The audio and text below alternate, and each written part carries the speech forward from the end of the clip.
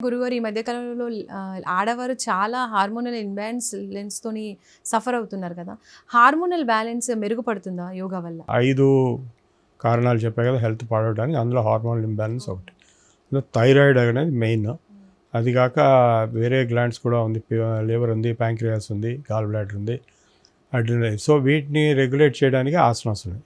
ఇప్పుడు థైరాయిడ్ గ్లాండ్కి సర్వాంగాసనం అని ఒకటి ఉంది. అంటే ఇట్లా పడుకుని కాళ్ళు పైకెత్తి మెడ మీద మొత్తం ఎల్ షేప్లో చేతులతో బాడీని సపోర్ట్ చేసి ఒక 2 మినిట్స్ 3 మినిట్స్ ఉన్నా చాలు.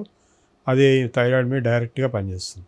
అట్లాగే ఇంకా కొన్ని జాలంతర్బంధం అని సింపుల్గా ఇట్లా కళ్ళు మూసుకుని ఇట్లా ముందు కొంచెం ఇట్లా ఉంచడం అనేది కొంతసేపు, ఇది జాలంతర్బంధం అంట. ఇది కూడా థైరాయిడ్ మీద పనిచేస్తుంది. ఇట్లా కొన్ని నేను డెమాన్స్ట్రేషన్ కూడా చేసి చూపిస్తాను.